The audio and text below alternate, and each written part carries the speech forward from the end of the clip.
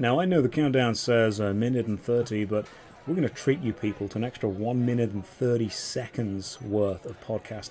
Ladies and gentlemen, good evening and welcome to the Tangent Tavern. I'm Josh Strife Hayes. I'm Callum Upton, and we'll definitely get the minute and a half back at the end. Yeah, we will. We're going to clock out for that. We're going to make sure we claim that back. We're going to taxes and everything. Okay, I'm going to write to HMRC personally. Be like, these are my working hours.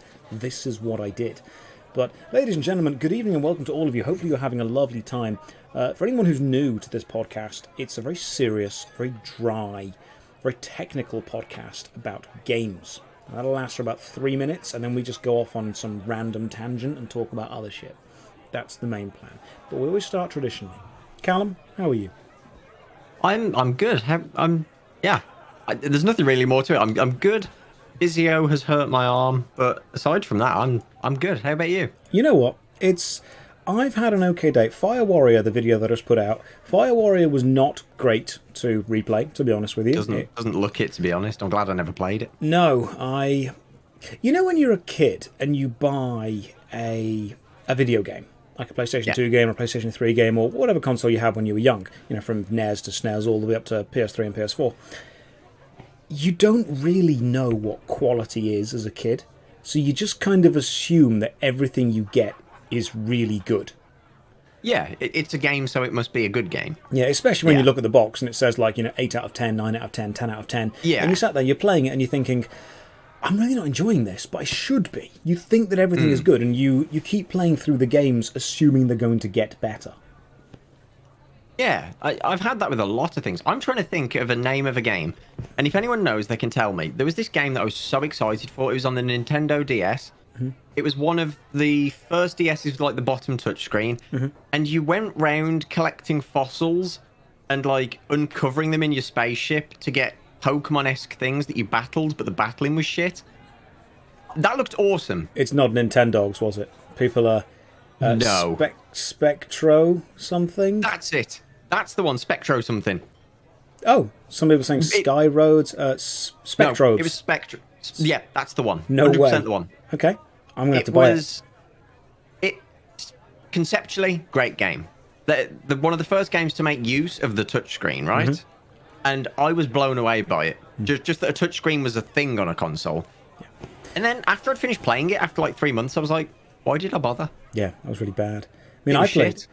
It's one of these things where when you review a game that someone remembers from their childhood, they will always say, oh, I had a great time. And I'm like, I don't doubt that. I do not doubt that you had a great time. But the game, with your personal, time taken away from it, is bad.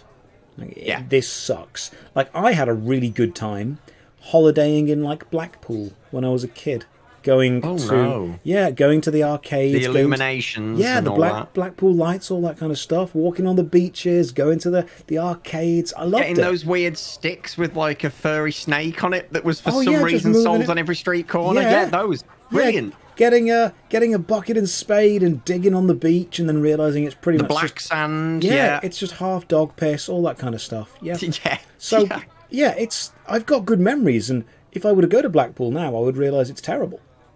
Oh god, yeah. Ever since it was a decision that I was able to make, I decided not to go there. Every day you actively choose not to go to Blackpool. Every day. Every day, that's on my to-not-do list. It's a challenge, isn't it? It's a challenge every day to keep up with. Every day. So yeah, my time has been taken up, because I should have been, obviously, working hard for the Patreons and all the supporters on Twitch. Everyone, thank you for following and subbing if you have. I should have been working for these guys. However, I've discovered two things. I've discovered Path of Exile and my intense love for running around with 30 zombies following me as a little horde. Mm-hmm. And I've just started watching the Amazon TV show The Boys. Oh dear. I haven't read the comic. I hadn't watched it before. Someone just said, hey, have you watched The Boys? And I thought, no, I've heard it's pretty good. I'm only up to episode 3 or 4 so far, but it's really, really good. I'm properly enjoying it. After this, I'm going to go watch I need to give it another go. Because I watched the first 2 episodes, and I don't know why. I've never been a fan of superhero comic book kind of stuff, so I don't know if the humor's just lost on me. But I just couldn't get into it. I think it's more about casting them as the villains, because it's showing you it's taking away the virtues of humanity from the superheroes, but leaving them with its failings, leaving them with humans' weak points and the hubris of humanity. So it's saying, these superheroes aren't just machines. They are still human, but they are exaggerated negative traits of humans. Yeah, and they're more like celebrities than superheroes. Yeah, and that's what I love about it. The fact that they are just corporate tools to be used to achieve a goal. And you start to see... Plus, I just love the character of Billy Butcher. The fact that he's just an angry man. Like, you've got these superheroes that are incredibly, globally, galactically powerful going up. I don't even think they asked Carl Urban to act. I think that's just how Carl Urban is. I think, the character of Billy with the black beard and the long trench coat and stuff, the angry guy, the one that beats up the invisible dude with the crowbar. Yeah. I don't think... Part of me thinks that they actually didn't write a script for the boys. They just followed Carl Urban around with a kind of crew for about a month. That just happened. I'll have to give it another chance. Just watch it for him. Honestly, to me, this is just the adventures of Carl Urban and friends. That's what he does on a weekend. That does sound interesting enough to fall asleep to. I will definitely give that a try tonight. No, I like it. That'll be my ASMR. So what we've got for everyone in the stream right now, there's a subreddit, by the way. There is r/Josh Strife Hayes. And on that subreddit, you guys have been able to pose questions about what you would like myself and Callum to talk about. So we have a long list of stuff to talk about that you have suggested, which is excellent. But I know that, Cal, you've got a couple of things that you want to bring up today, haven't you? Things that we want to discuss. Yeah, I've got one thing in particular. I don't know if you want me to reveal that now or whenever we've got People time. are here now. Let's do it. You guys are lucky. Let's reveal it. What do you know about Sonic Frontier? Oh, I thought you were just going to end at Sonic. I was just going to crack out the encyclopedia. Like, well, who doesn't know the whole history of Sonic? I had a comic when I was in school. One comic. It was like at a, those kind of scholastic book fairs that you got given like a £1 or £5 voucher to go to. And you would go and you would buy like a Horrible Histories or a Goosebumps book. I'm aging myself here. But I found a Sonic comic, and it was a story about a lovely doctor called Dr. Kintobar. I remember this. This is like a core memory of mine for some reason. Dr. Kintobar, who cared very much for animals, and he wanted to see a hedgehog move quicker than it should do. And one day he did an experiment, but he accidentally dropped a rotten egg in the experiment liquid, and it blew up. And his name, Kintobar, got reversed to Robotnik. And now his personality got reversed from liking animals to wanting to enslave them. That, I swear to God, was one of the Sonic Origin comics that I had. I've never been able to find it again, but I read it. It wasn't a dream. That happened. That sounds fantastic. That sounds like a fever dream. I need to read that. Someone in the chat has said, Josh, your cam is so much worse than Callum's. I can explain why. I can fully explain why my camera is worse than Callum's. It's because Callum's camera is worth much more than mine is. I'm pretty sure I've had the same webcam for the last 7 years. Like, I bought one from Argos about 7 years ago, and I thought, that's a webcam. I did the same, and then I was watching my content back, and I was like, no, this ain't it, Chief. I'm just going with it. I mean, I'm looking out for the people that only have... You've got mileage. You've got mileage out of it. Yeah, I'm looking out for the people that have only got 720, 360 monitors, maybe. If you've got a 360 monitor and you watch my webcam, I look HD. That's how it works. I look perfect. But once you go, beyond that, then it's a bit crap. That is strangely true. Yeah. Yeah. If you've only got a really crap monitor, I look fine. But once you've got a good monitor, you look at me on a CRT old TV, like an old Scan Ray. Yeah, look at you on the second monitor that you've just retired for the new main monitor, and you look fine. It looks absolutely perfect. But no, the reason Callum's webcam looks better than mine is because it's better. Yeah, it looks better because it is. That's the answer. Okay, so Sonic Frontiers. I'm glad you asked this because, of course, I know many things about Sonic. But why don't you tell me what you know about Sonic Frontiers, Cal, and I'll tell you if you're right. Okay, so I need to tell the kind of the pre-story to this, the origin story, if you will. I was scrolling through Facebook, and you know how like you get these 2 to 3 minute videos that have got like a title that's just a bunch of numbers and letters, nothing to do with anything. They're just there to get views. Well, really me, I viewed it. I'm really happy that you're still on Facebook, because when I say I use Facebook to people, they look at me like I'm old. Yeah, Cal, we are old now. If you're in, even the chat is like, "What is Facebook?" Okay. Yeah. Look, there's a whole bunch of reasons that I'm sure we don't need to go into. I mean, at least you weren't scrolling through Bebo or MySpace. I was on Kick earlier. Oh, Bebo was Kick. I don't even know what Kick is. You weren't cool enough, Josh. Neither was I. I've never used it. I'm really not Zanga. MySpace. Okay, so yes, you were scrolling through. Yeah, those kind of videos, aren't they normally the really dodgy ones that are designed to be like 10 minutes long and just keep your attention? Have you seen those? Well, I know this is a tangent, but you've seen those. Yeah, I have seen those, and they seem to have disappeared recently because I think the algorithm shifted on Facebook, and now they just don't. They don't do as well as they did. Anyone in chat seen those? It'd be like a 10-minute video, and the whole point is to keep you watching. So you start off with like there'd be a phone. I remember one, a phone taped to a bit of cardboard, and then they start painting it, and then they put other bits of tape over it, and then paint it, and then glitter on it, and then paint, and then oil, and then do that. Or they're cooking something, and they just like change. They put random ingredients in random places. It's like just a whole lemon oil, random. It is just designed to be 10 minutes worth of what the hell and keep you around. So, you were scrolling through Facebook and you saw a video with lots of random numbers. And then I realised it was like a tech demo for Sonic. And I clicked on it and it comes up UE5, Unreal Engine. And I'm like, oh, this is going to be a really cool tech demo. And you see them running around in this like large open world with a whole lot of nothing in it. And this is what was really bizarre. Really, really high poly models of just random floating towers that look like Aztec towers. And then really cool lighting, bloom effects. Like all these things that don't belong together. And then low poly cell shaded Sonic running around it. I was like, someone's actually made a really cool tech demo here. And then I realized it looked like a tech demo. It didn't look. It looked like, hey, there's like 6 new features in Unreal Engine.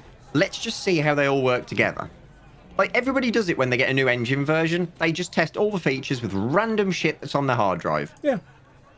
And then, at the end, I saw the release date, and I was like, oh my god, no way, it's an actual game. And I researched it, and found out that Sonic Frontier is an actual complete game that's ready to release soon.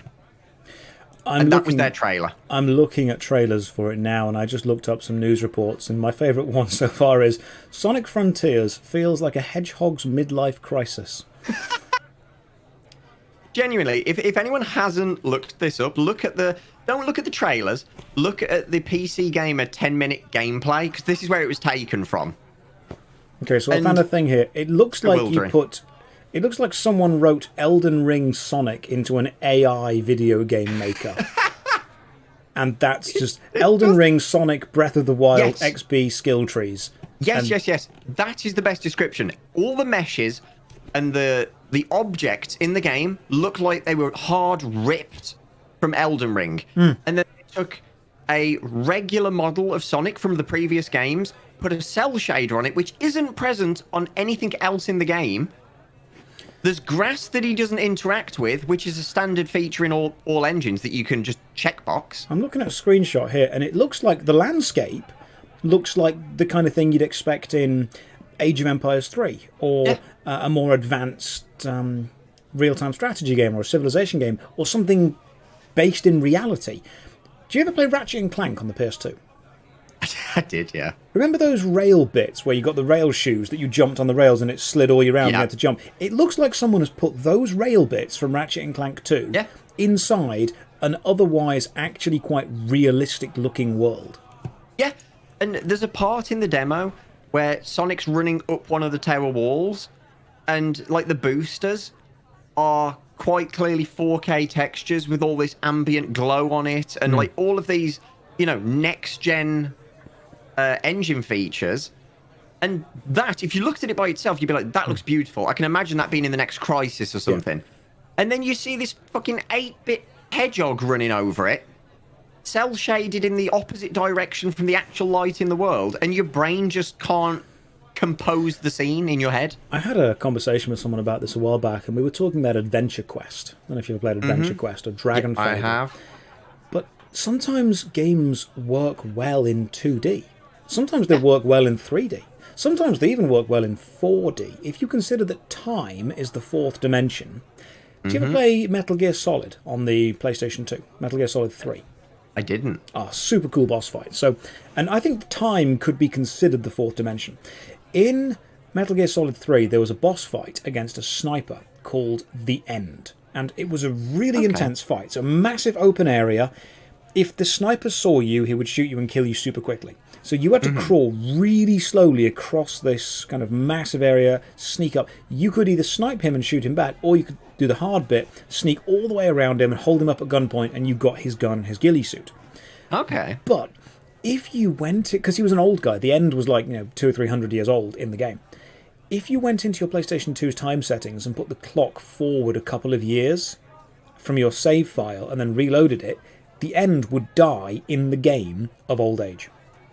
That is really cool. I know. And I think you didn't even need to put the actual clock forward. You could just wait. You could literally just wait on that part of the game for a couple of days and it would die. But that is a cool way of using the fourth dimension to affect game mechanics. Yeah. Sonic. Has there ever been a really good 3D Sonic game? Like, really good. Like, as good as the 2D Sonic games were. I don't feel like there ever has. They had a cool 2.5D game, which was, 3D models in a 3D world, but it's on a plane projection. Okay. Those 3D Sonic games, they were great.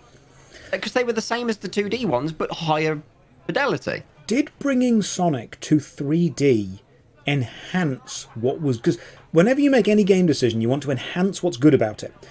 Did bringing Sonic, and this is a question for you in the chat as well, from 2D to 3D enhance what was actually good about the game?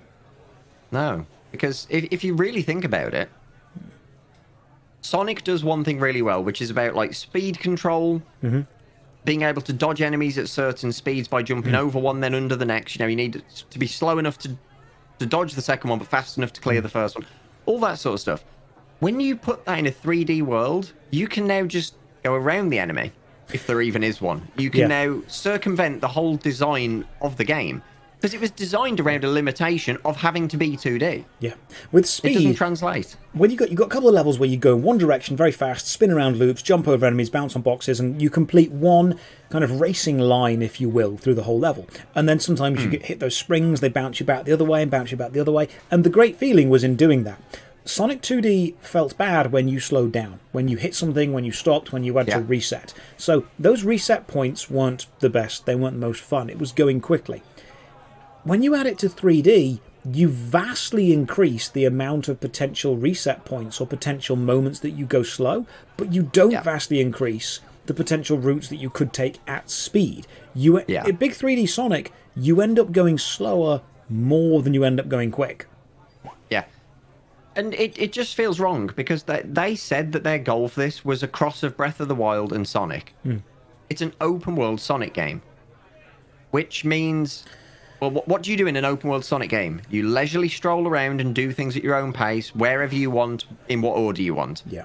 That is the opposite. Like, literally every one of those points I just mentioned is the opposite of what Sonic is. Sonic is a crafted assault course that has to be done in a certain amount of time or done quickly because you need to clear gaps and stuff. And they've just removed all of that. I feel this way about the remade God of War and the Assassin's Creed one with the Vikings. I think sometimes a studio or a design team or development team have a great idea for a game mechanically. They have a really cool mechanical idea. And they have maybe a decent story, they have a couple of decent combat systems, they even have the nice graphics to it. But they realise that it won't sell as well as attaching a franchise to it. If you have a good game and it's got no franchise attached to it, you don't get that benefit of franchise recognition. So I truly do believe there are some games, and I've got proof of this with Devil May Cry 2, there are some games that, in the process of being made, some corporate suit somewhere says, hey, I love what you're doing, but I want you to make it this franchise, because then it will sell better.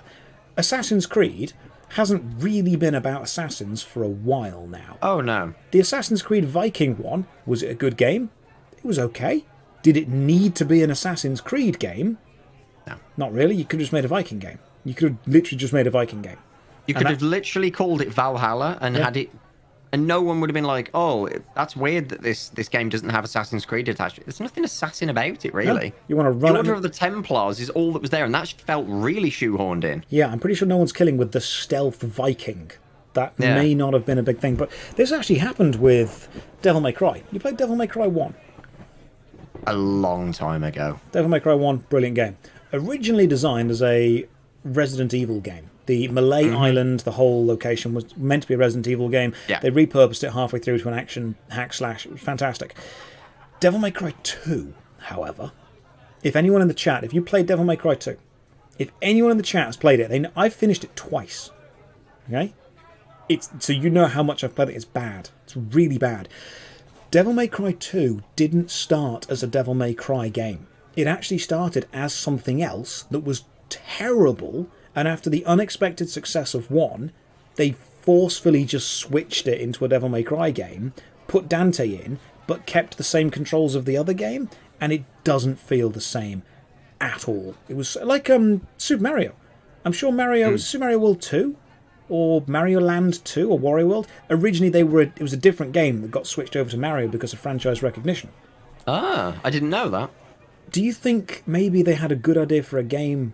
Or, I mean, Cal, you'll be able to give me some insight onto this. Do you think they've done the opposite, which is even worse? Do you think, instead of having a game and forcing a franchise into it, do you think they've just got a franchise, Sonic, that they're now trying to make any game they can out of because they know the franchise will sell? It's a tough one because either way you cut it, none of the decisions make any sense from either side. It feels like I had a kind of like a collage board of what do we like? We love Sonic, obviously. We love Breath of the Wild. Unreal Engine 5's just come out. That's phenomenal. That's what we're doing. Yeah. And there was no rhyme or reason for it. It just was.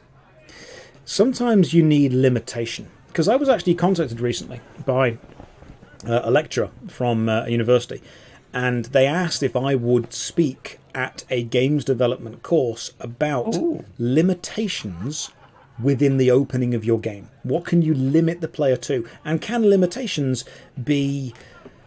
Because to me, limitations breed creativity. That's what I was taught. If you are forced to operate within a limited area, limited scope, you are forced to find the most creative ways within that limitation. You know, if you put someone in a small circle, they're going to find every part of that small circle. Yeah. If you put someone in an almost unlimited size circle, they're not going to find every part of it. They're just going to jump around from bit to bit and leave loads of areas unexplored. Yeah. Do you feel that Sonic Frontiers has been given such a great scope that they've included the superficial elements of everything and the deep elements of nothing? Yeah. I mean, just look at that gameplay trailer. You see a vast nothing and then a floating tower with a spiral around it. And it feels to me like they'd got plans for something much bigger, but they've already built it in this open world and they now don't have time to fill it. Or they don't have anything meaningful to fill it with. Yeah, jack of all trades, master of none kind of thing. Yeah. Do you ever play... We talked about the remade Tomb Raider games, didn't we? No, yes. that was the lecture as well. But the remade Tomb Raider games, chat, if you've played these too, the remade Tomb Raider games had crafting, where you could improve your bow and improve your machine gun and improve whatever. And at the start of that game, you had to shoot a deer. It was part of the tutorial, shoot a deer with a bow. I do remember that, yeah. I never shot a deer again. If you're in the chat right now, did you in the remade Tomb Raider games, did you actually remember doing the crafting? I don't. But in the original Tomb Raider 1 and 2, didn't have crafting, just had exploration. That's all it was about. They limited themselves to exploration, and that's what they did. And it was great. Yes, and someone in my chat actually just said something that's reminded me of exactly what this feels like. They said at this point, just make a themed pachinko machine. And it reminds me now of, this is a pinball machine. They've taken a cookie cutter concept, which is open world game, and they've just put Sonic on it. And it's kind of like, you know, when you play a pinball machine and then you go and play the Metallica pinball machine. It's the same pinball machine, just different skin. Reskinned. Did you know they literally did that with Metal Gear Solid? No. Google, if you can, Metal Gear Solid Pachinko.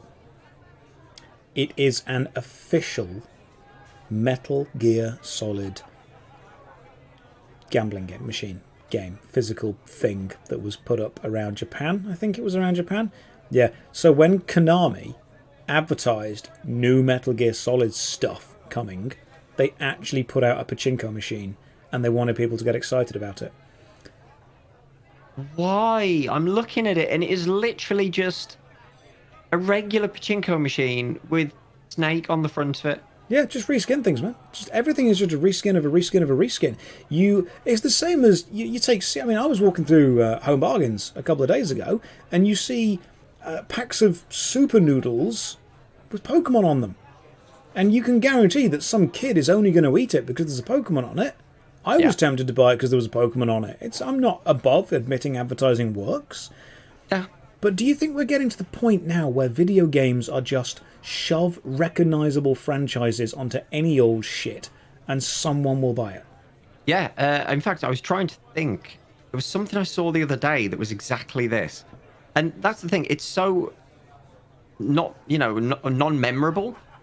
That all I remember is it had Pokemon on it. And I looked at it and I was like, why has that got Pokemon on it? Like, what is the point? I think it was a can of Monster or something. It wasn't advertising anything Pokemon. No. It wasn't a new game, a discount, a code to trade Pokemon or anything. It was just Lifeline Pikachu on a can. Lifeline just made a perfect comment. This is the metaverse. Yeah.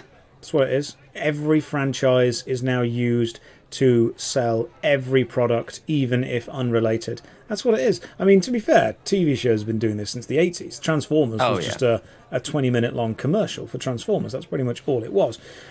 It's just selling you shit. But yeah, I haven't seen the full video of Sonic Frontiers. I've seen the trailer, but that was obviously curated, but I will look into it.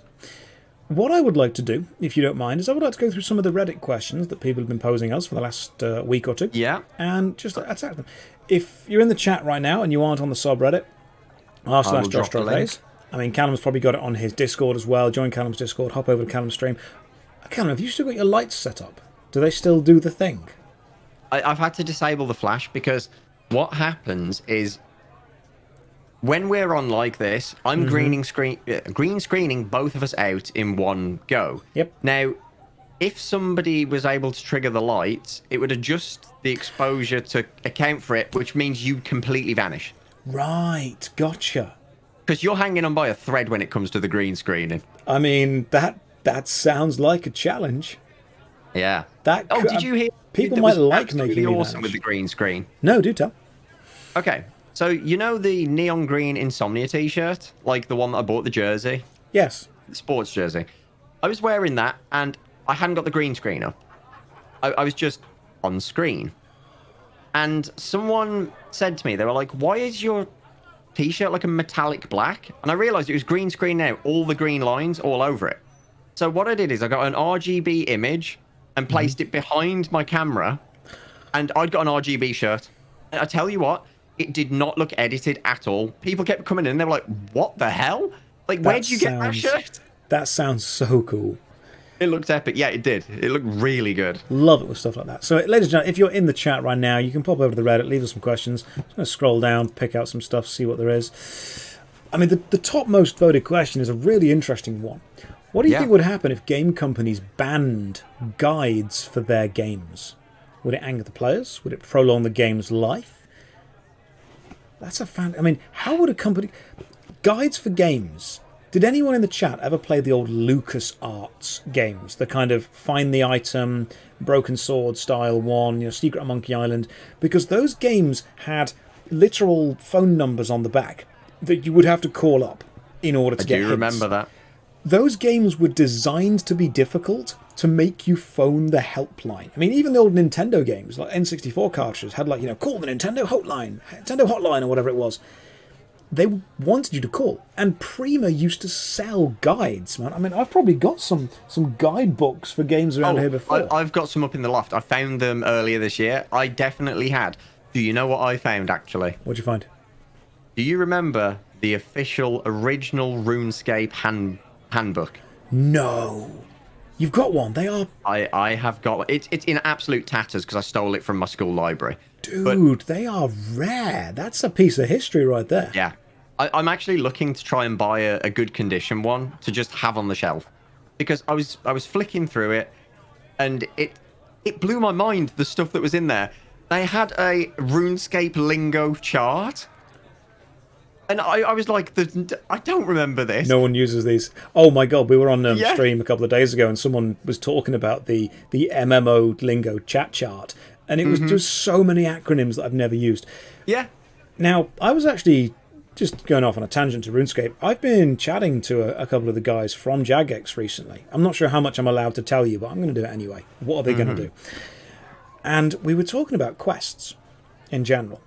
Now, I'm of the opinion that players can get kind of epic quest burnout. Once you've saved the world once, you kind of don't want to save it immediately again and immediately again and immediately again. Because unless you're actually connected to the world, you don't feel any real reason to save it. You just want the reward. Yeah. But what are the quests that actually make you feel connected to the world? Because to me, in RuneScape, one of the first quests everyone does is Cook's Assistant. Yeah. And then you're helping Zanuck, the goblin from the Dorgashoon. Yeah. To save diplomatic relations. Imp catcher, man. Just beads everywhere. Yeah, it's not epic. It's everywhere. It's not global. It's not massive. The Falador White Knight storyline, where you had to... Black Knight's Castle as well. Yeah, drop a cabbage. Drop a cabbage into a cauldron. Sorted. Do you think that MMORPGs, not RuneScape specifically, but MMOs in general, have power crept the danger level of their quests in order... It's almost like they're adding in fake tension, because once you've got to the, save the world level of tension, it's very difficult to care about anything else. And that's kind of a flaw of bad game design or bad story design, because if you can't make people feel something about a world they're in, no matter how small the feeling is about that thing, they don't care about the world. Yeah. And then in response, the developers will go, right, they want something more epic. And yeah, sure, it's fun. Like, look at RuneScape 3 now, just because it's an example we brought up. Yeah. Every boss that gets released is... We've gone from, like, God Wars, the Greater God Wars, God Wars 2. Electric Boogaloo. Yeah, and now you're just straight up fighting Zamorak himself. They've just announced that. Yeah. Where do you go from there? You and me have the same answer to this. Who's the greatest villain in media? Who's the greatest villain in media? TV show, or film? Gus Fring. Gus Fring. Is that what you were going to say? Gus Fring, man. If you haven't seen Breaking Bad in the chat, Gus Fring. That guy scares me. Like, legit scares me. Or Umbridge in Harry Potter. I haven't watched all the Harry Potters. You don't I need found to. out the other day that I don't know anything about them. You're not missing much, to be honest, mate. But the idea is Voldemort is this, crazy... you're never going to meet someone like Voldemort. And this is what I think villains need to remember. You're never going to meet someone like Voldemort. You're never going to meet someone like Darth Vader. They're scary people, but you're never going to meet them. You will absolutely meet people like Umbridge. And she's this sadistic headmistress. You will, in your life, meet people like Gus Fring. Yeah. And that's what makes it terrifying. You don't need to have the epic scale world-ending threat. You just need to have a threat that is legitimately scary to the protagonist or to you. Yeah. And RuneScape have gone about this the wrong way, because what you should do is you should never have to make a villain that's bigger and badder than the last. You've got a vast open world. Have small problems, all of the same threat. in different areas that are completely different. Yep. You get it. Who's going to be angry at that? No one. I enjoy it. Yeah. I want to be an adventurer going on an adventure, doing heroic things for people who I care about, not just saving the world for nameless legions. Yeah. Instead of letting me save millions of people, let me save one person that I know about.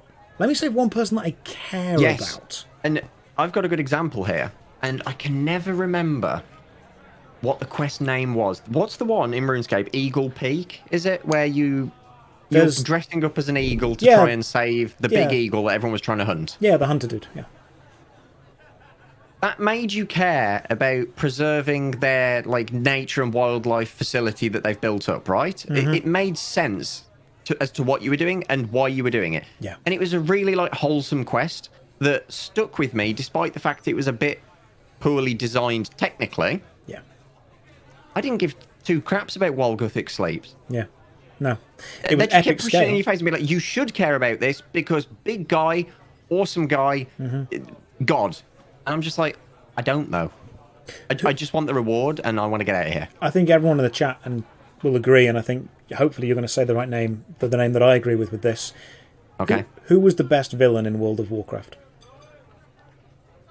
The villain that we cared about the most. Arthas. Yeah. Why? Because he had an extensive backstory. It was a tragedy story that was built up without the intent of ever being that, or at least, from the story perspective. Yep. And you cared about the person that you now had to hunt down and kill. Okay, you know what? Someone in the chat has just put Hogger, and you know what? Okay, Hogger, if you play World of Warcraft, or if you play Classic, or if you were playing Black when it was vanilla, Hogger was it was a hog. Just in the opening areas, in the low-level areas, was just a difficult pig to kill. Why do we care more? Why does Hogger have a greater legacy than the jailer? You say I'll tell you exactly why. Go on, Cal. Because we weren't made to care about it. We had reasons that we'd found ourselves to care about him as a character. Yeah. And he barely had any backstory. Yeah. So you kind of gathered the bits of lore that you could about him, and that made you care about him. It wasn't like, you should care about him, he's a pig. Yeah. It makes no sense. It was a very simple quest. Kill Hogger. You tried, you failed. And then you got a group, you tried, you probably failed again. And you thought, hang on, this isn't threatening the world, it's threatening my world. That's what it is. It's not the world, nameless, it's not disconnected from you. You could look at that pig whenever you wanted and be like, you are ruining my day. Yeah. Therefore, you are now my villain. Not the villain for the entire... It's personal. That's what it is. Do you think MMORPGs, quests have lost that personal touch that make you as an adventurer want to bother going to do anything? I think you could be right with that. I do. I want to be personal, man. They've strayed away from what actually made quests fun. And now it's just... I mean, quests... I don't know, it's a tough one, isn't it? But I think you're right. Because quests to be fun, you needed the narrative reason to go and do it, but people quest for different reasons. People quest for narrative reasons, people quest for boredom reasons, some people spacebar through it, some people just quest for the rewards. I mean, if you told someone, hey, you're going to get no reward for this quest apart from the adventure itself, a lot of people wouldn't want to do that at all. Yeah, and I think that's a really good benchmark for designing a quest. Don't think about the rewards until the end. And really make it something that you'd want to do because it's interesting and it's fun. I mean, there's quests in RuneScape that, even when I'm trying to play super efficiently, there's the odd quest. And I'm not a big quester in RuneScape just because nowadays you need the guides, right? You don't have the time to mess about and try and figure out that you've got to use a trout on a tree and whatever. And there are a few quests that I will go out of my way to do just because I love them. Yeah. And then I'm like, oh, there's a reward for that. It's shit, but, But it was fun. But it was fun. People are talking about how New World, the quests were relatively soulless because you just had to run through the world. This idea of running through the world, of you have to have high levels to run through the world, What MMORPG games can you explore without feeling the need to level up? Because leveling up should be a fun thing to do, but it shouldn't be the only thing to do. To me, I mean, Guild Wars 2 was quite good to run through without needing to level up, because you leveled up as you went. Elder Scrolls Online allows you to run around without needing to level up. Even Final Fantasy 14. And RuneScape to an extent. I'd say RuneScape to an extent does that as well. Definitely. You're never... They don't leave a trail of breadcrumbs where at each breadcrumb it's like, oh, sorry, come back later. You've got to do this. Yeah. You find these things by yourself. Yeah. And you're never at a point at any level where you can't find something to do. And if you are, you're really not far away from the next thing that you can do. Yeah, you'll find something. Someone in chat said, I remember the one small favour quest more than the Save the World quest. And all you got was a goddamn keyring and 2 lamps. That's how well I remember it. Yeah, and someone, it's literally a load of NPCs asking you for a small favour, and you getting just slowly more annoyed. The fact that the favour is more and more complicated as it goes on. Yeah. That's it. It's memorable. That's all it is. Right. And So, I think the quest design for that is an issue, for modern MMOs.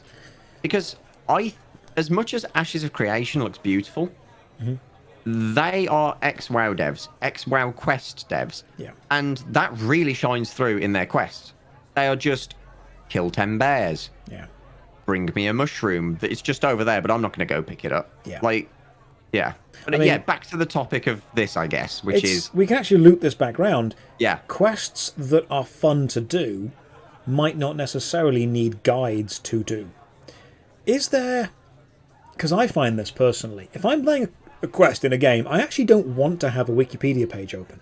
I don't want to use a quest guide. There is a lovely kind of layer, a lovely skill in designing a quest that is complicated enough that you do need to think about it, but not frustrating enough that you can't solve it without outside help. Yeah. And that has essentially... I think guides have taken away a big element of community in games. And again, RuneScape I'll use as an example because I know many people have played it. Do you remember way back when RuneScape came out and they'd got quests where there were logical things that a lot of people just wouldn't happen upon? It would take some thought to be like, maybe if I did this, that would work, right? And you'd have people that you see with like an epic shield. And you'd just be like, whoa, where did you get that from? And they're like, from this quest. And you'd be like, well, I've been trying to do this for 2 weeks. Like, can you help me? And they'll either help you or just be like, lol, no, noob. And, someone else will help you. But it drove this sense of community in the game. Now, that sense of community is still there on the wikis, right? Everyone's fumbling together to make it happen. But you're not interacting with that person anymore. To you, it's not even a person. You're reading a web page. People forget that people write those wikis. So we've removed the step that gave community meaning. And there is no way around that, unfortunately. And there's a real irony here. Suffering, especially collective suffering, as in suffering through the process and the tedium of the quest, of learning, is a great bonding experience. As people go through hardships together, they bond with those people. You put any people into a difficult situation, they come out of it more connected. They come out brothers in arms style thing. Old MMORPG games didn't have the resources to give everyone the answers. So suffering through the process was almost a part of the game itself. It wasn't necessarily enjoyable at the time, but the reward was emotionally powerful. It was a powerful emotional bond. Yeah. You've got so many games now that are so easy with everything that immediately give it to the player that as soon as someone starts suffering, they leave. And now, this ties in well to something that was just said in my chat. I only have fun at max level in an MMO. Is that a problem with me or the game? And that ties in really well to what you were just saying about just things being handed to you. The game, the fun of the game is no longer the process. The process is now of leveling is a time gate to the end of the game, because that's where they can really balance stuff, or that's how they feel they can balance stuff. So I'd say it's not a problem with you. It is definitely a problem with the game, because it's this conflict of efficiency in your head. If you could do something and it would take you 50 hours to do at level 50 in WoW, but it would take you 6 hours to do at level 60, and getting to level 60 would take 3 hours, you're obviously going to get to level 60 and do it. Yeah. And the game leads you down that path. They know they're doing it. It's dangerous because the struggle against adversity is not fun or enjoyable in the moment, but does create some of the most powerful and lasting fun memories. I mean, nobody, if you go camping, nobody wants it to start chucking it down with rain while they're setting the tent up. Nobody wants the mud to start sliding around underneath you. Nobody wants to misplace their clothes and have to walk home in their underwear. Yeah.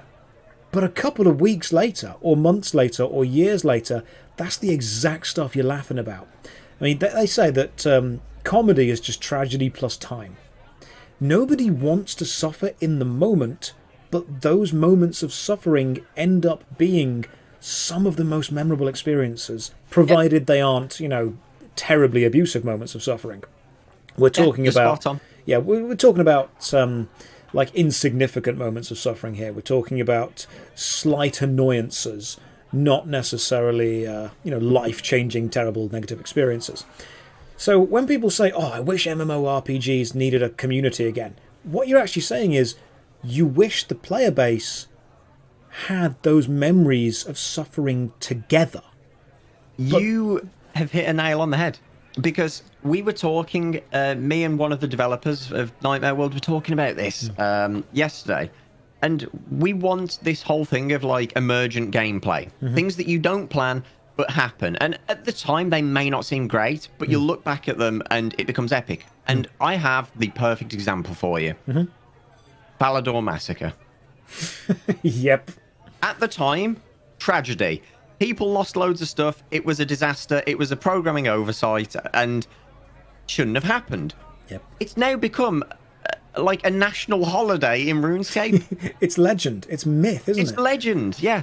It is myth. I mean, you look to see the Curse of Corrupted Blood in World of Warcraft. Exactly. That was the other example that was brought up. Yeah. The Corrupted Blood, well, they called it the Black Plague of WoW, didn't they? Again, an oversight. Shouldn't have happened. Super annoying for everyone at the time. Yeah. But they all look back on it as a moment that was just so epic. And it's history. It's part of the game now. I think they actually built it into the lore to explain how it broke out. I've started watching a load of videos by a YouTuber called Many Kudos. I don't know if you've seen Many Kudos before. Phenomenally talented YouTuber. Would definitely recommend. The name rings a bell. Oh, he's got all these small scale problems with stuff. He's really clever. And he went through the World of Warcraft issues, and one of them was the rogue on the bridge in World of Warcraft Classic. I remember that. Angie would just sit there for like 8 hours a day ganking players. Yeah. Until the battlegrounds came along and you actually got more points for going to there. But he would do that. And it became a thing. People on the forums would write guides for how to avoid a human player. Yeah. Because he was part of the mythos. It's this super annoying paradox. The more convenient you make your game, the more people will play it. Yeah. But the fewer people will create lasting memories of camaraderie within it. Yeah. It's this really horrible paradox. And I used to be, years ago, I was very much of the mindset, make the game difficult. Make it, force people to work together. And then people explain why that was wrong. And then I became too much the opposite. And I was like, make the game easy. Everyone should be able to do everything all the time. And now I'm realizing that both sides have valid uses in game design. You do want the game to be accessible to as many people as possible, but you also want to invite collective suffering to create meaningful memories. Yeah. Arcade, I remember vividly that there was a single port that had PvP enabled. And this was a port that you'd bring your ship into and unload your goods often. And this clan of about 6 people formed on our server who basically had it on lockdown.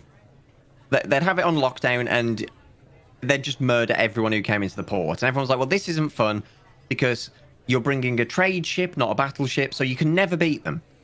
And what happened is a little guild on our server formed, which was the Port Protection Unit. And what you'd do is, you'd all make sure you had a mailbox on your ship, and you'd send mail when you were about 30 minutes out from the port with the payment to that guild, and they'd be there on the dock, and they'd have it locked down for you. Brilliant. And this created player interaction that wasn't intended, moments that you'll remember forever. Like, if let's say you pay them the port protection, and then it becomes a trial in the in-game court because they didn't protect you, and you've took them to court. Like, it created stories and legends that were told for the next few years through that server. I can think of 2 legends that have actually been created in the last couple of weeks. Elden Ring, let me solo her. Yeah. Yeah. If anyone in the chat is unaware, in Elden Ring, if you haven't played Elden Ring, like, book a week off work if you can and try and play it. It's phenomenally good. Let me solo her. There's a boss. Is it Melania? Blade of Mikola? I think it's Melania. It's someone in the chat will correct me. The name sounds familiar. It's probably that, yeah. So she's an incredibly difficult boss. She's very hard to kill. Let me solo her was a guy that just wore a pot on his head, had 2 katanas. Yeah, had the Rivers of Blood and the Uchi katana, and you would summon Let me solo her, and he would just solo her. That's what he would do. But it's a modern day mythos. He has created legend, and we have suffered trying to kill Melania. He's come along and fixed it. We now all collectively exist under the banner, under the almost religion of Let me solo her by now. Yeah. But then people have said, is Diablo Immortal creating this shared suffering? No, but Quinn69 was. Did you see Quinn finally got his 5-star gem? Yep, he deleted his account, didn't he, right after? So if anyone in the chat who's unaware, Quinn, I was on an episode of Allcraft with Quinn. He was a lovely guy to talk to beforehand. He spent 25,000 New Zealand dollars, which is roughly 21,000 American US dollars, and that's about 12,500 Great British pounds. He got a 5-star gem, 12,500 GBP later.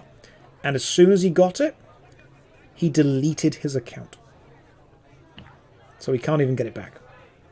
He did it to prove it could be done, and then deleted it. What a power move. But that's just flopping on the table, yeah, that is. That's what that is. That's a modern day myth. We've all collectively suffered. So when people say, EverQuest used to be great, have you ever noticed this? EverQuest used to be great. Selling all of your items in the tunnel together. World of Warcraft used to be great. Speaking in zone chat to get a guild together. RuneScape. Trading in the Falador on the Varrock Bank. Everyone fondly remembers when they succeeded against a struggle. Yep. And that is what I was going to say. It's okay to make a certain system a struggle as long as you give the players the tools to overcome that struggle together. Yeah. Like that is the perfect example. The Falador Park trading. There was no Grand Exchange. People had been asking for something like the Grand Exchange because other games had auction houses and whatever, and it never came. So players made their own auction house. That's what Falador Park was. It was an auction house. Yeah. You'd look around all the sellers. You'd get the highest bids and whatever. That was a problem that was overcame, and now that is gone. People are realizing that the fun's just not really there. Okay. So what struggles? Because when people have struggled through something, again, this is the paradox. If someone struggles through something, one of the reasons they struggle through it is to make it easier for the people that come after them. People that write the wikis have gone through all of the possible combinations and given people guides. You take away, I talked about this in a video a few days ago. If you take away the struggle from other people, you're helping them get to the reward quicker, but you're potentially removing some of the kind of narrative the sense of accomplishment, the narrative richness, the mechanical richness that reaching that reward was, because a reward is inversely proportional to the difficulty required to get it. Harder stuff makes you feel better when you finally achieve it. What are we doing now? What MMO design that is happening now that can you see, Cal, is taking away struggle that you don't think will actually work long term? Because what did New World do? How did New World remove struggle, which actually ended up creating a feeling of blandness, if you will? Character boosts, I think, is a big one. People are saying character boosts. Character boosts, that's a pet peeve of mine. But if the character boost is just boosting past boring gameplay anyway, is that just gameplay interesting? Exactly, I agree. Character boosts right now are just monetizing boredom. That's what it is. Like, hey, you can play the boring bit or just pay to skip it. Create the problem, sell the solution. Yeah, but you should. What does this is what I don't get. What does a character boost do? A character boost gets you to the part of the game that's fun. Yeah. Just let people do that. Like, if a level 1 character wants to take on the hardest boss in World of Warcraft, let them. Yeah. Kill them. Yeah, let them. Let them do it. Let them die. It's kind of sad because now they are more incentivized to make gameplay boring up until the end. Yeah. Because you're then incentivized. I mean, that is Blizzard saying, we know that leveling is shit. Yeah. We know it. But you can bypass that. And they always put this argument out of, if you've done the story once, it's not fun to do it again. And I do agree with that. Yep. So why do they include with their new purchases of Shadowlands a boost up to the previous expansion's max level?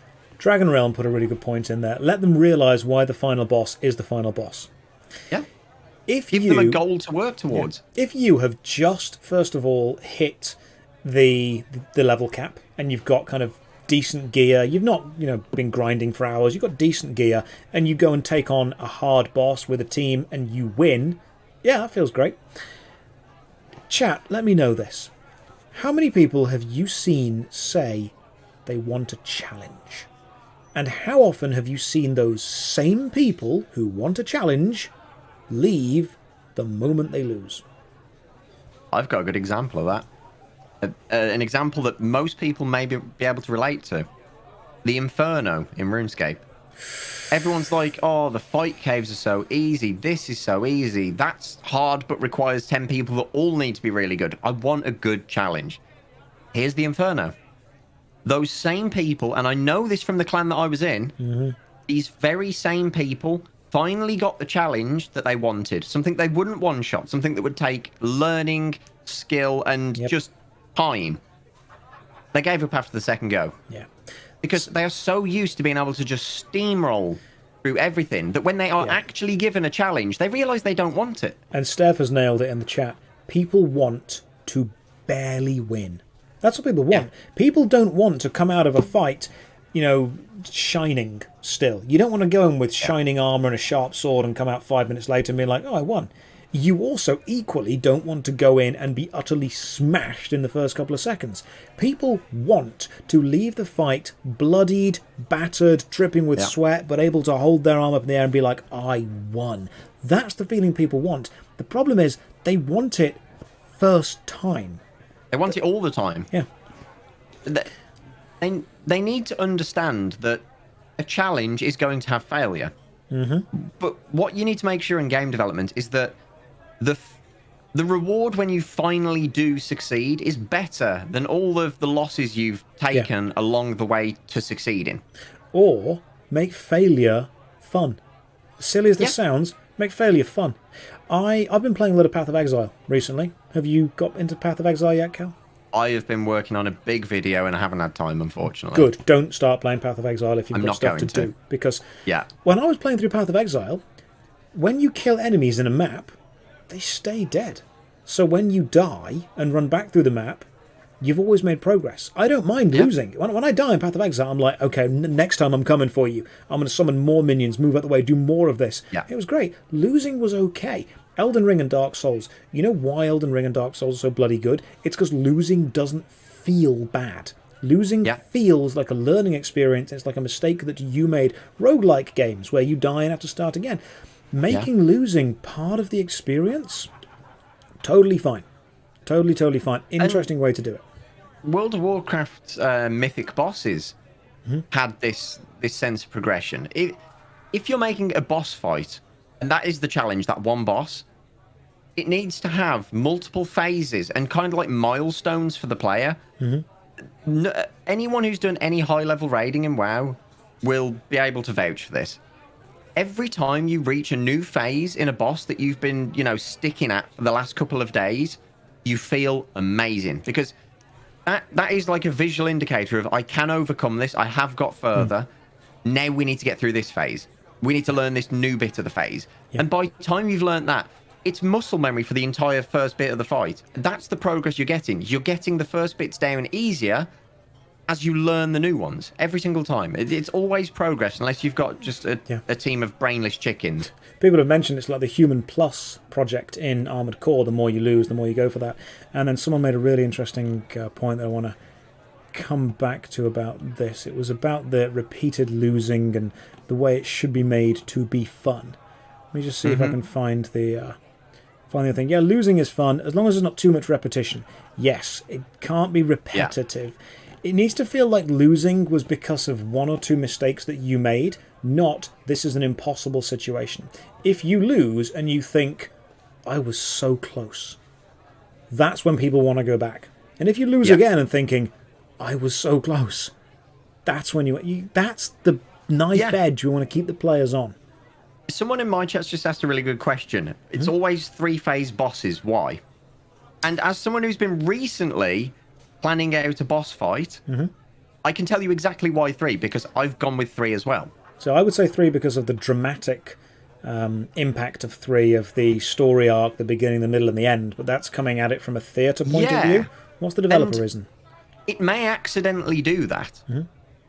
But the reason that I went with 3 for mine is you set a sort of time to kill boundary. How long do you want this fight to take? And normally it's probably between 5 to 10 minutes, depending on the boss. Now, you want each phase to last long enough that it's meaningful in the fight, that they can't just look out on a few of the moves in that phase. They have to actually learn that phase. They can't just stumble through it. You don't want there to be too many phases that it's overwhelming and people are now trying to remember 18 different moves across 12 different phases. That's not fun. Fuck Zulrah, the way that's designed in RuneScape. I hate Zulrah. That stupid snake, that freaking fish. That is a boss that's really hard to learn because the phases are in different orders, in different amounts. You can get the same phase multiple times. You cannot prepare yourself mentally for it. It's all just muscle reactions to the individual things, and it just takes so long. I spent so long trying to learn Zulrah with the right numbers and the right switches and the right moves. Everyone told me what to do, and I thought, okay, you know what? No, new plan. I'm just going to go full ranged damage and burn him quicker than he burns me. I just took a full inventory of food, blowpipe, just ran in and just started shooting him, taking an absolute shed load of poison damage. I've only got to kill him once for the achievement diary, and I just did that. Vorkath, however, the dragon, pretty easy to remember because you've got a couple of phases, all visually different. You can prepare for them, and they're all dealt with in different ways. Vorkath fight, much more popular than the Zulrah fight. Vorkath is one of the best designed fights, I'd say, in the whole of RuneScape. Now, is it difficult? Not really. You learn it after the first, 3 attempts.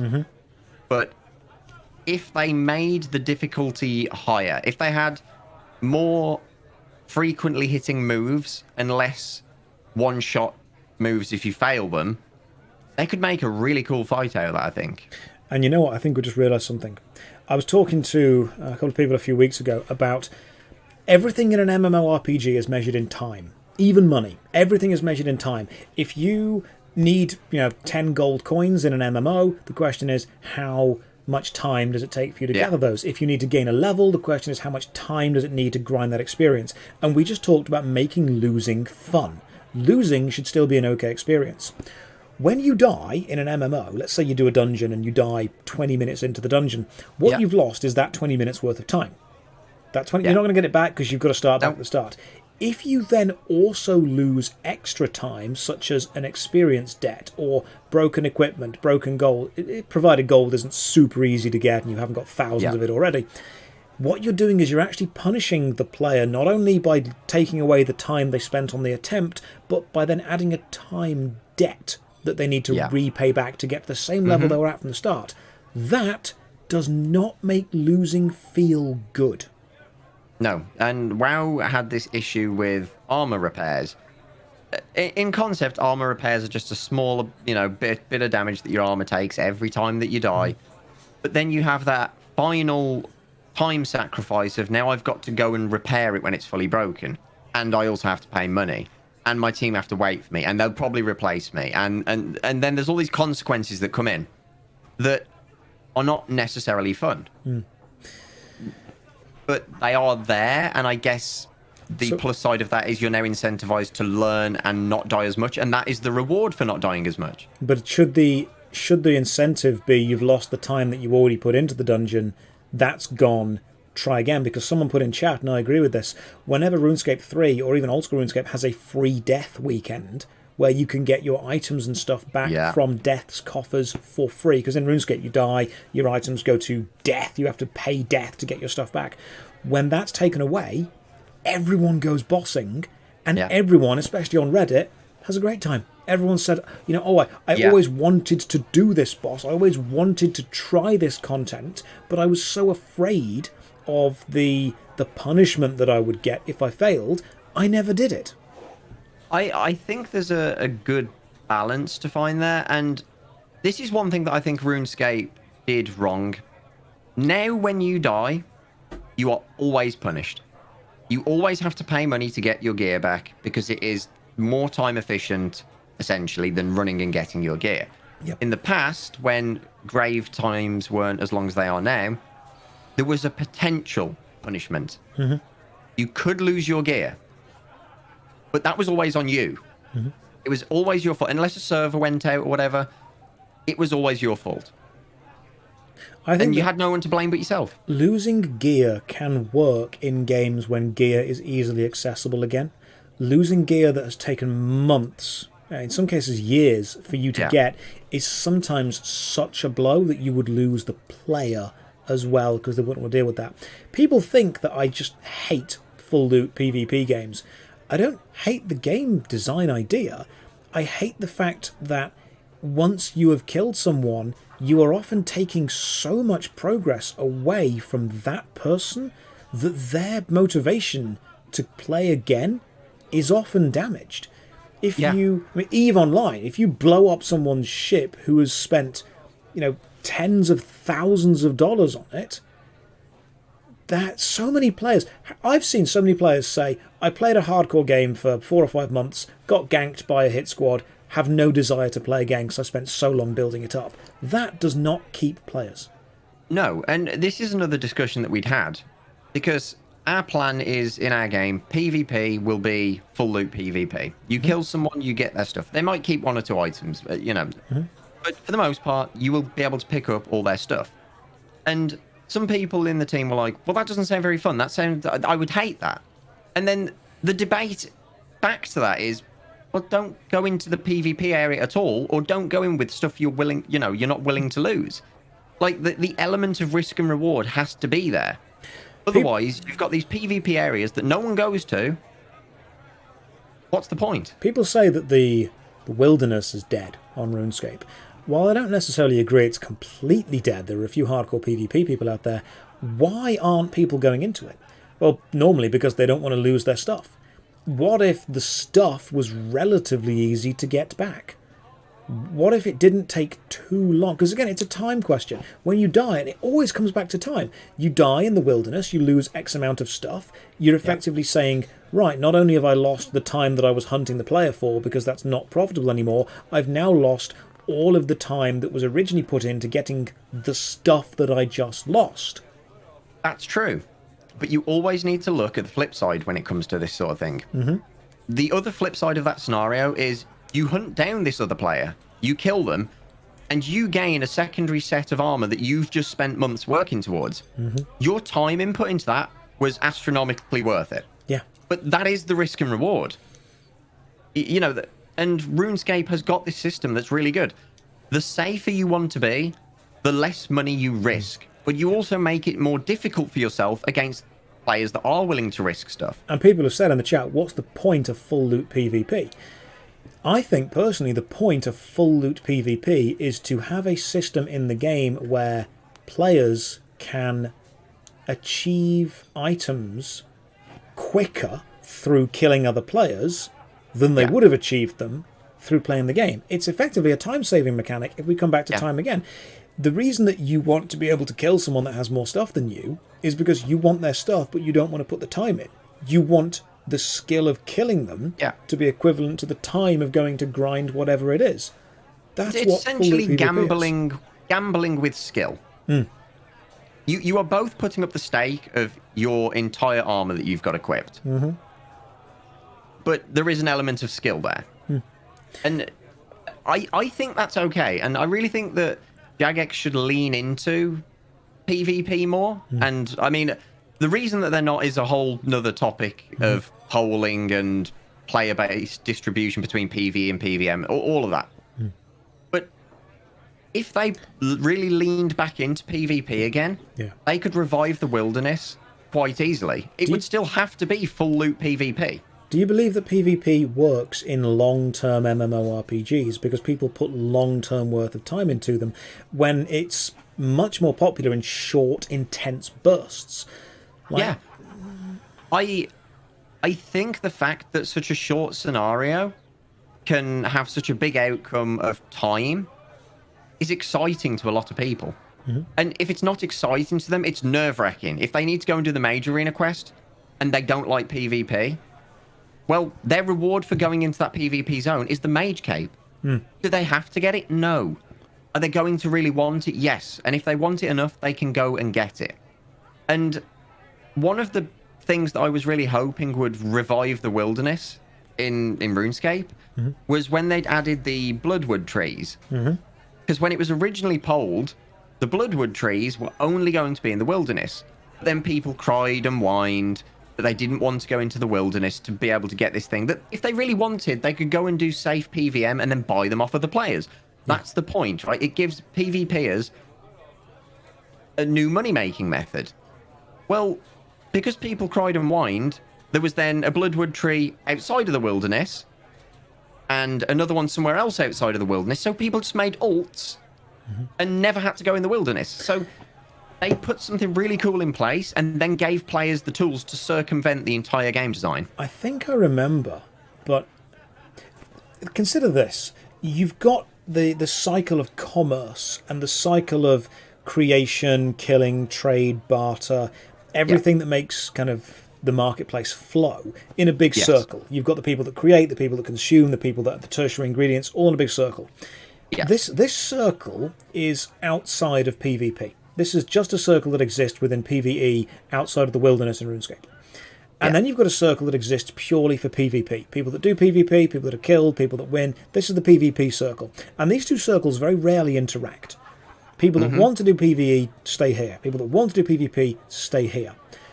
And people say one of these circles is dead.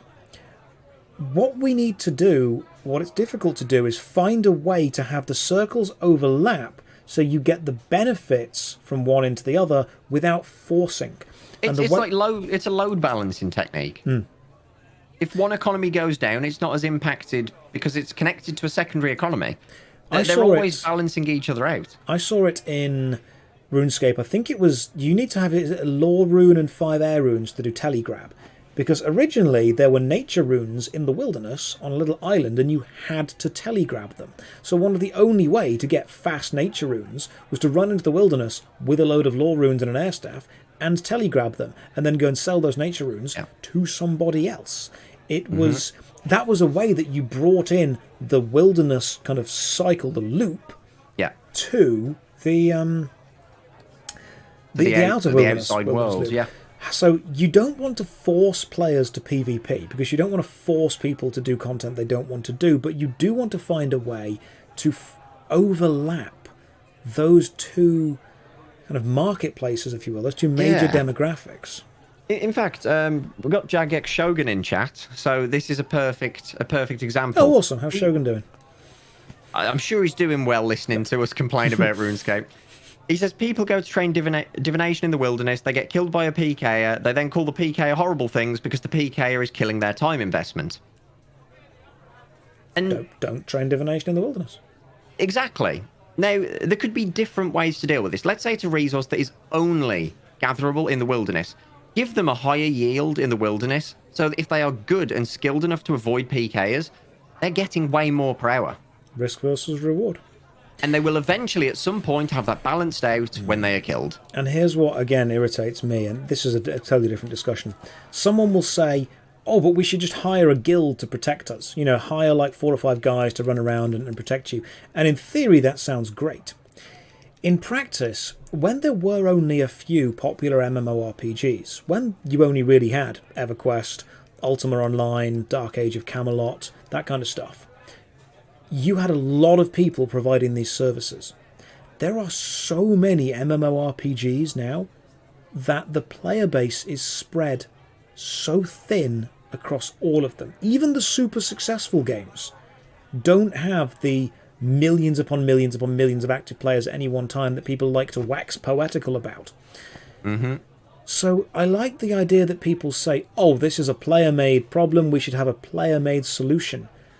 There aren't always enough players on to or willing to help you with that want to be that solution. Yeah, and I mean, look at RuneScape again with the Revenant caves. What was happening there? PKing was annoying people because if you didn't get PK'd, gold per hour was astronomical. You could get like millions and millions more than you could anywhere else in the game for minimal effort, unless you got killed.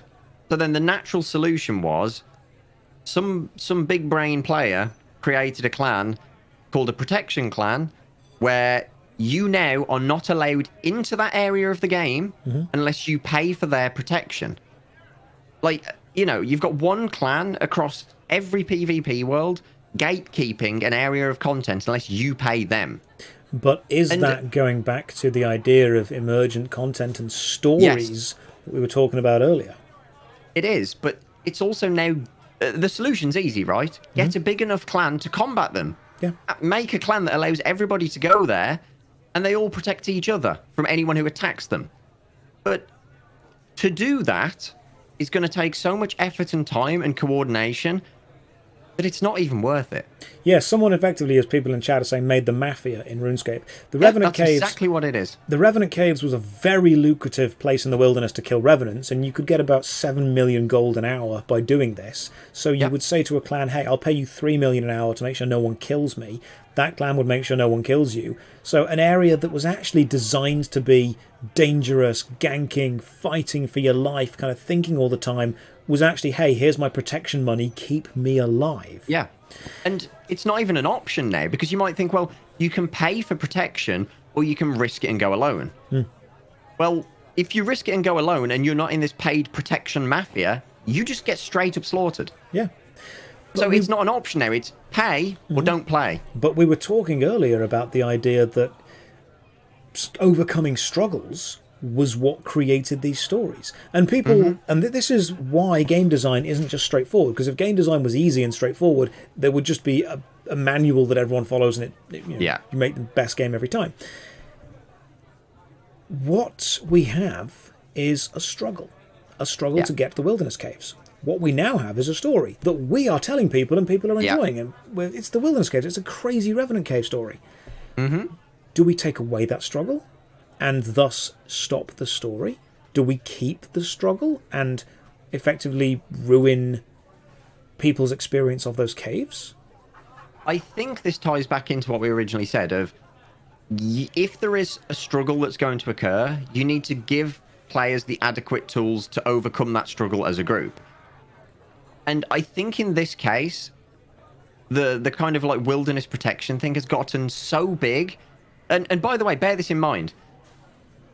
The option now is to do all that I said, create a huge clan that doesn't take all this money and, you know, slay everybody else, or just join the clan and be a paid protector, and you'll now make more money than the actual thing that people are paying to make money off. Yeah, I mean, so a lot of it's people a self-perpetuating problem that doesn't really have the tools to solve it. People are pointing out that the Revenant Caves led to a lot of real-world trading things. You had a lot of people farming. Oh, yeah. Basically, people discovered this was one of the fastest ways to make money in the game, so they did that and then sold that gold on. Yeah. Whenever a games company is thinking up a solution to a problem in their game, can they ignore the potential real life implications of that solution. Because someone once said, you can't unknow something.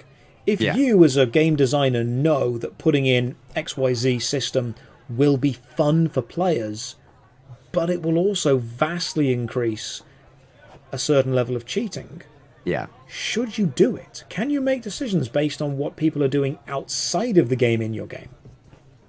I think if the things they're doing outside of the game is impacting things inside of the game, such as cheating and real-world trading, it then comes down to a balance. You now need to think, okay, this is a really fun system. It is going to introduce this problem, but can we fix that problem in a separate swoop, right? Whether that be an update to botting, how you detect them, whether it be, you know, taking the real-world, the gold sites to court, which, again, is an issue that really can't be solved because as soon as you take one down, it's popped up in another location. It's like a torrent site at this point. Because I was saying to someone about Diablo Immortal that if you just made it possible for a free player to earn Eternal Orbs, the premium paid currency, you would actually knock down a lot of roadblocks. You wouldn't fix the game, but the main kind of bottleneck... It's a good step in the right direction. Yeah, the main bottleneck is earning of Eternal Orbs. If there was no daily limit and a player could just grind to earn those, potential. But then someone straight away said to me, yeah, but what about bots? And you know what? They're right. My solution doesn't take into account bots. My solution would definitely encourage bots.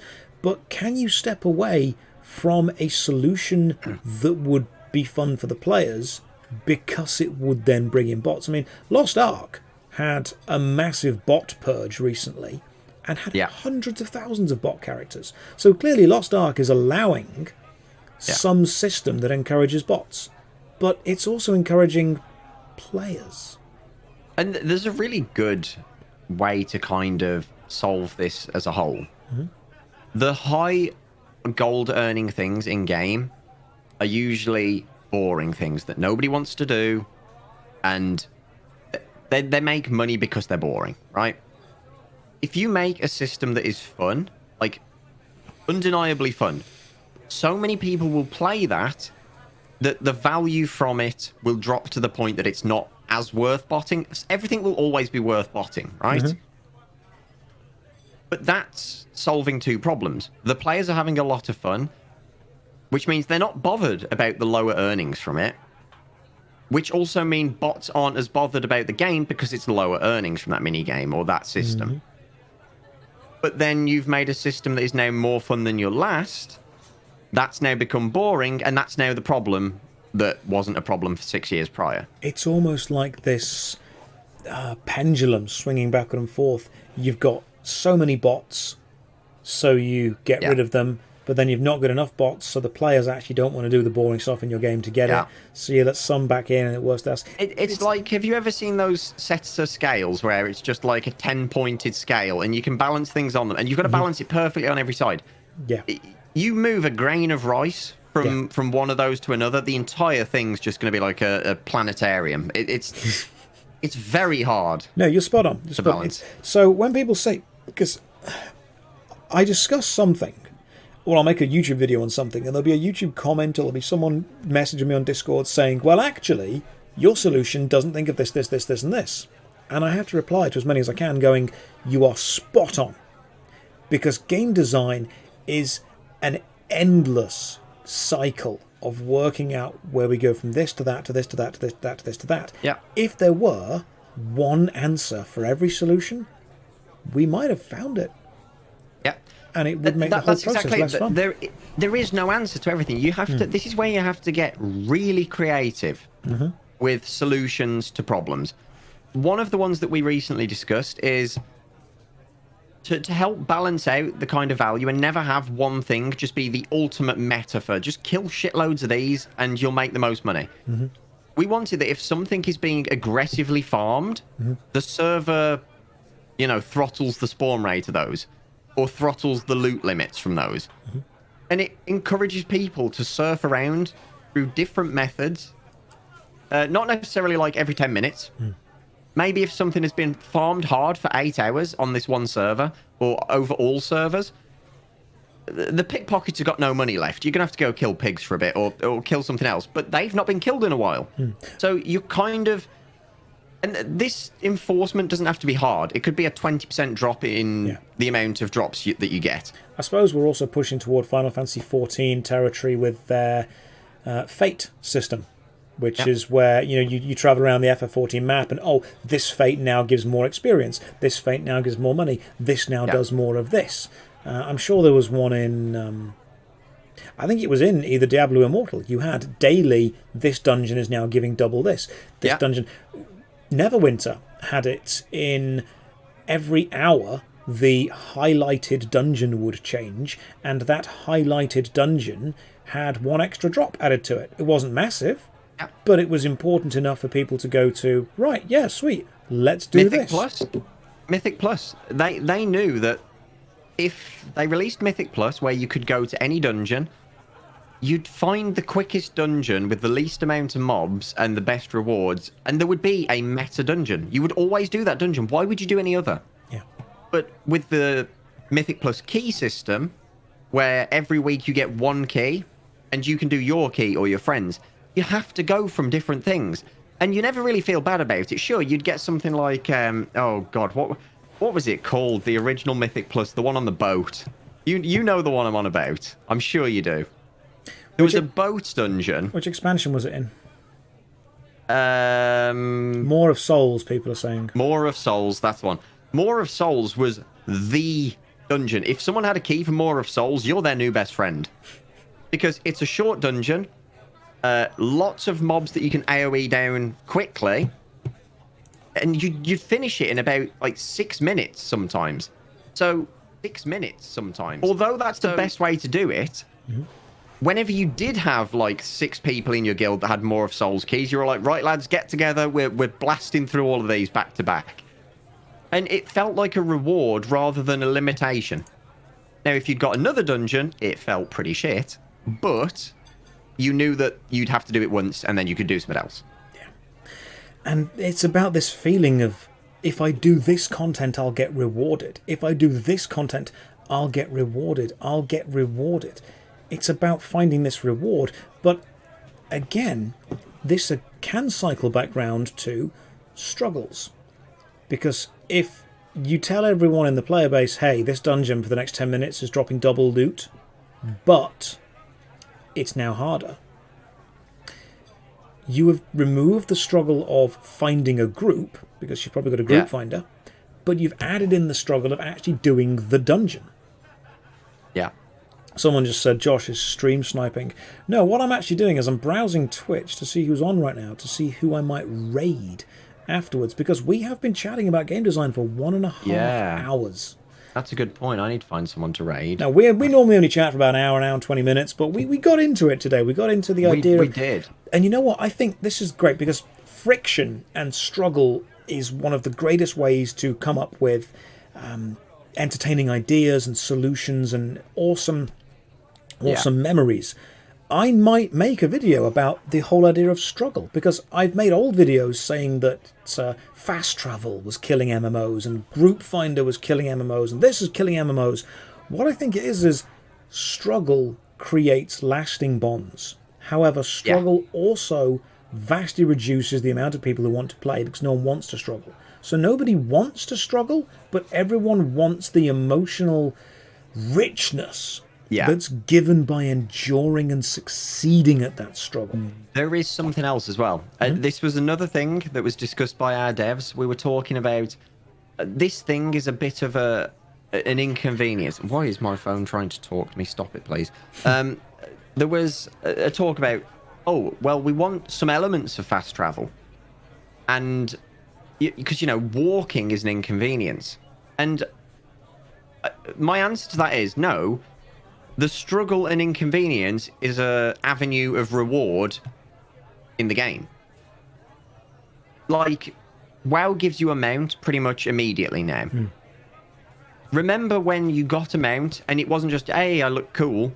It was now, oh my god, these travels are going to be so much more bearable. And you feel good because you've done something good.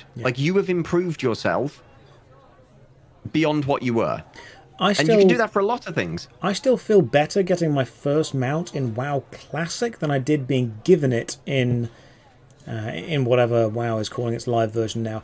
I still feel better getting the Lucid Nightmare than I did getting anything else, because the struggle to get the Lucid Nightmare for me was ridiculous. Yeah. It was just, oh god. Someone in the chat said, am I going to make a video on the Soul Reaver games? Potentially one of the next Was It Good games. Potentially. Soul Reaver, Legacy of Kain, amazing PlayStation 1 game. But no, we'll look into it. But yeah, the idea of struggle to achieve emotional richness, fantastic memories that you can share with each other, but nobody wants to. I mean, there's a famous saying in bodybuilding, everyone wants to be a bodybuilder, nobody wants to lift weights. Yeah, that's the way it goes. Everyone wants, because I see this all the time, especially on Reddit, everyone wants an MMORPG with a community. People always say, oh, are there any communities that still talk to each other? Are there any games that are still difficult? Are there any MMOs that still require players to connect? And you know what? Yeah, all of them. But you've got to struggle to do it. You've got to send the messages. Everyone wants a rich friendship group, but nobody wants to be messaging 10 to 20 people every day to check up on them, to see how they're doing, giving them a call, checking up. It's difficult. It's effort. And I think as you age, you realise that maintaining friendships is effort. And maintaining MMORPG relationships and clans and guilds and connections. It needs to be not forced. It needs to be a natural occurrence. But on that fast travel topic of making it convenient but fun and also have a cost, right? A drawback. Yeah. One of the ideas that I was going to pitch for one of our fast travel systems is a kind of horse and cart, or, one of our animals and cart systems.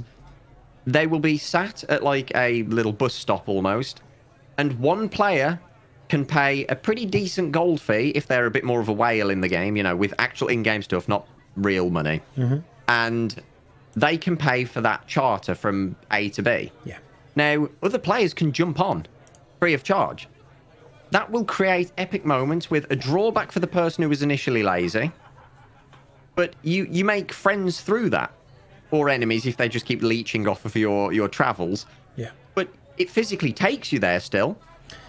You can bugger off and make a cup of tea, though. Communication is effort. Maintaining friendships is effort. Talking to new people is effort. And it's that struggle that makes the reward ultimately worth it. Yeah.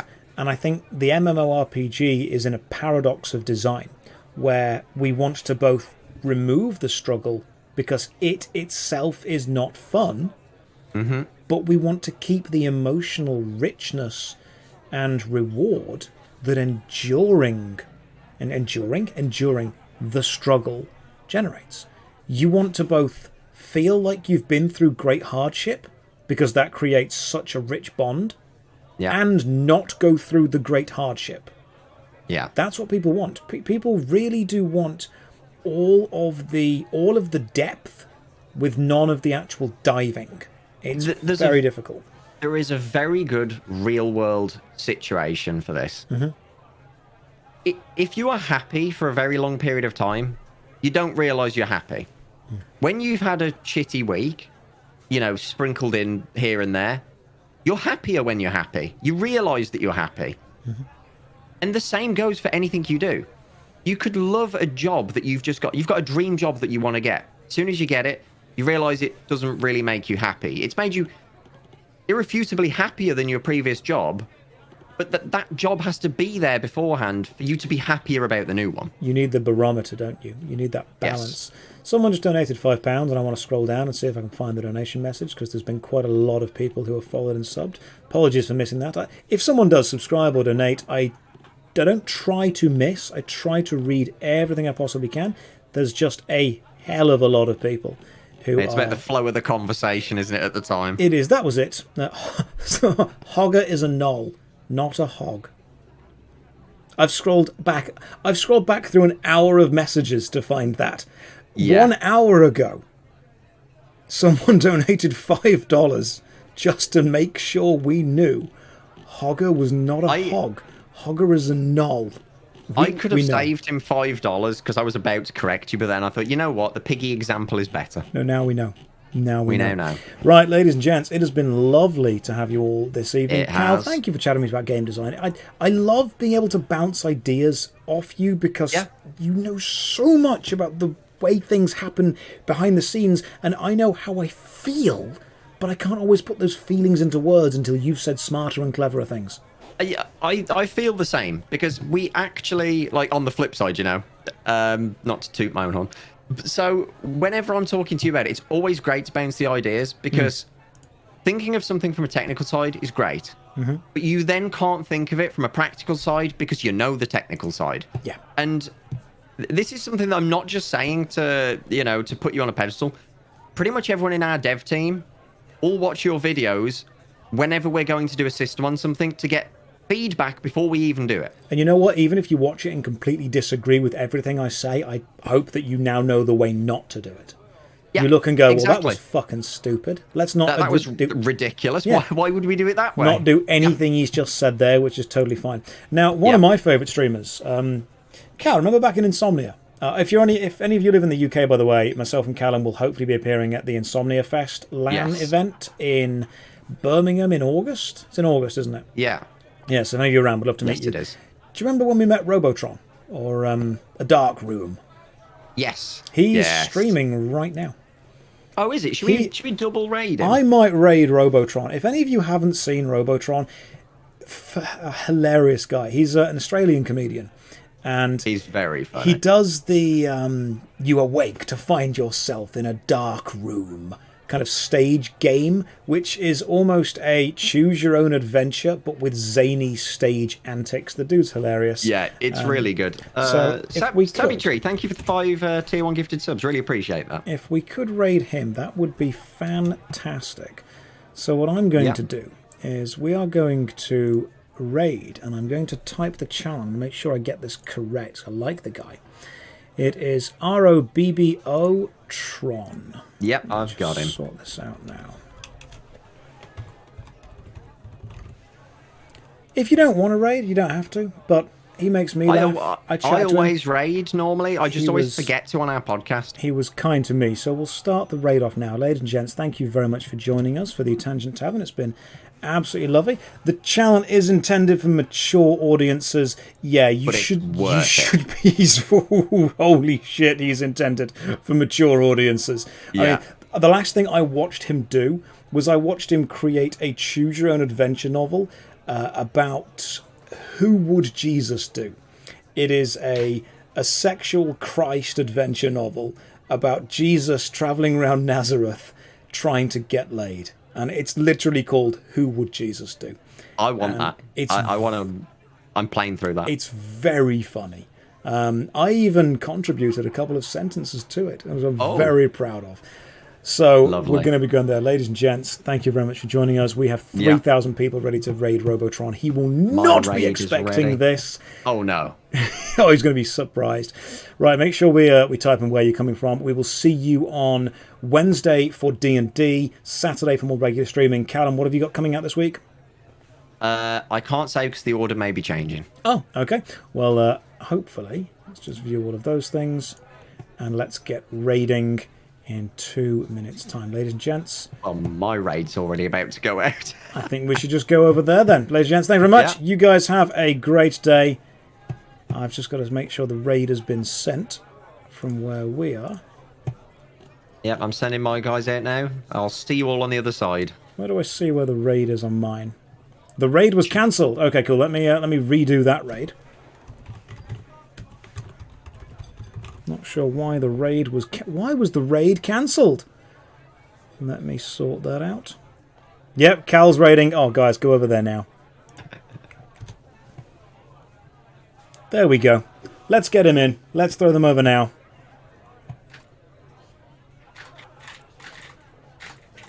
And I will see you guys next week. Right, we're off. Let's see how he reacts. I just want to see how he reacts. Because he is a funny dude. Ladies and gents, we will see you next week. Take care. Good night. And God bless.